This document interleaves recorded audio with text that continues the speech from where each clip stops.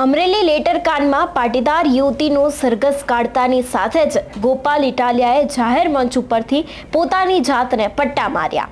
આ બાદ અનેક એવા નેતાઓના નિવેદન સામે આવ્યા, પરંતુ હવે આદિવાસીના યુવા નેતા ગણાતા ચૈતર વસાવાનું પણ આ જ બાબતને લઈને એક સૌથી મોટું નિવેદન છે તે સામે આવ્યું છે। નમસ્કાર, હું અંશિની અને તમે જોઈ રહ્યા છો નિર્ભય ન્યૂઝ। ચૈતર વસાવા અનેક વખત આદિવાસીઓના મુદ્દાઓને લઈને મેદાને આવતા હોય છે। આ બધાની વચ્ચે આની પહેલા પણ તેમને અમરેલીમાં જે પાટીદાર દીકરીનું સરઘસ નીકળ્યું હતું તેને લઈને ભાજપ સરકારને આડે હાથે લીધા હતા। ત્યારબાદ ગોપાલ ઇટાલિયા જે દીકરીના વકીલ બન્યા હતા તેમને પણ જાહેર મંચ ઉપરથી પોતાની જાતને પટ્ટા માર્યા હતા। હવે આ બધાની વચ્ચે ચૈતર વસાવાનું આ જ વિષયને લઈને સૌથી મોટું નિવેદન સામે આવ્યું છે। ચૈતર વસાવા ભાજપ સરકારને આડે હાથે લેતા અને ગોપાલ ઇટાલિયાએ જે પોતાની જાતને પટ્ટા માર્યા છે તેને લઈને શું કહી રહ્યા છે તે સાંભળીએ।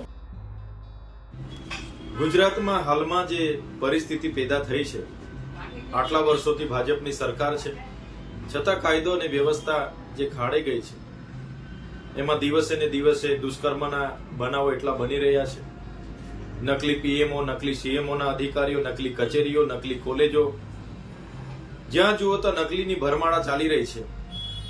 ત્યારે આવા નાના મોટા કેસોમાં સંડોવાયેલા લોકોના વરઘોડા કાઢવામાં આવે છે। પાયલબેનનો જે વરઘોડો કાઢવામાં આવ્યો એમાં સમગ્ર જનતામાં આક્રોશ છે। ત્યારે પોતે લાજવાની જગ્યાએ ગાજનારી આ ગુજરાતની ભાજપની સરકાર, એમની પોલીસ જ્યારે આ દીકરીને ન્યાય નથી અપાવી શકતા, ત્યારે અમારા સાથી ગોપાલભાઈ ઇટાલિયાએ આજે જાહેર મંચ પરથી પોતાની વ્યથા ઠાલવીને પોતાના અંદરમાં રહેલો આક્રોશ એમણે ઠાલવ્યો છે।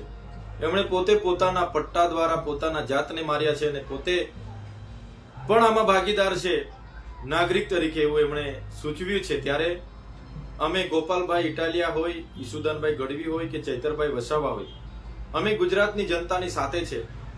આવનારા દિવસોમાં પણ જ્યાં પણ કોઈની સાથે અન્યાય થશે અમે એમની પડખે ઉભા રહીશું, એમને ન્યાય આપવાનું કામ કરીશું। અમારા ગુજરાતી જનતાને જગાડવાના અવિરત પ્રયાસો અમારા ચાલુ હશે। ગુજરાતના તમામ વર્ગના લોકોને એ પ્રશાસનમાં બેઠેલા લોકો કે બીજા લોકો દ્વારા જ્યાં પણ અન્યાય થશે ત્યાં આમ આદમી પાર્ટીનો તમામ કાર્યકર ઉભો હશે અને ગુજરાતની જનતાને જગાડીશું અને આવનારા દિવસોમાં બધા એક થઈને તમામ વર્ગને ન્યાય આપવાનું કામ આમ આદમી પાર્ટીના કાર્યકર તરીકે અમે કરતા રહીશું।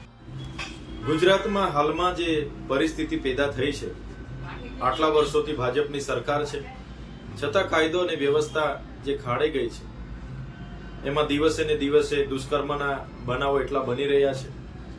નકલી પીએમઓ, નકલી સીએમઓના અધિકારીઓ, નકલી કચેરીઓ, નકલી કોલેજો, જ્યાં જુઓ તો નકલીની ભરમાળા ચાલી રહી છે।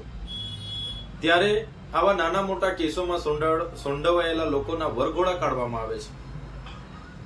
પાયલબેનનો જે વરઘોડો કાઢવામાં આવ્યો એમાં સમગ્ર જનતામાં આક્રોશ છે।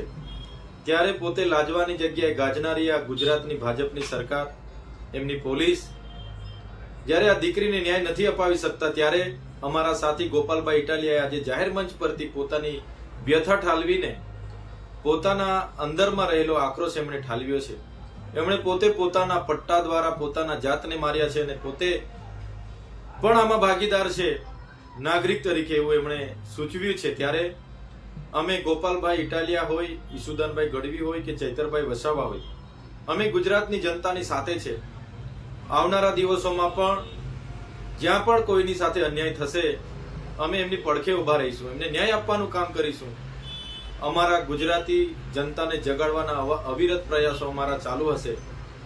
ગુજરાતના તમામ વર્ગના લોકોને એ પ્રશાસનમાં બેઠેલા લોકો કે બીજા લોકો દ્વારા જ્યાં પણ અન્યાય થશે ત્યાં આમ આદમી પાર્ટીનો તમામ કાર્યકર ઉભો હશે અને ગુજરાતની જનતાને જગાડીશું અને આવનારા દિવસોમાં બધા એક થઈને તમામ વર્ગને ન્યાય આપવાનું કામ આમ આદમી પાર્ટીના કાર્યકર તરીકે અમે કરતા રહીશું। ચૈતર વસાવાએ જે રીતે કહ્યું કે ગુજરાતમાં અત્યારે નકલીની ભરમાર ચાલી રહી છે, અનેક એવા નકલી અધિકારીઓ પકડાય છે, સીએમઓ અધિકારી હોય, પીએમઓ અધિકારી હોય કે ગમે એવા નકલી નેતાઓ છે તે અત્યારે હાલ પકડાઈ રહ્યા છે. આ બધાની વચ્ચે અત્યારે હાલ ચૈતર વસાવાએ જે પાયલબેન ગોટીનું સરઘસ કાઢવામાં આવ્યું હતું તેને લઈને પણ ખુલાસો કર્યો છે. એટલું જ નહીં, ગોપાલ ઇટાલિયાએ જે જાહેરમાં પોતાની જાતને પટ્ટા માર્યા હતા તેને લઈને પણ તેમણે ખુલાસો કર્યો છે.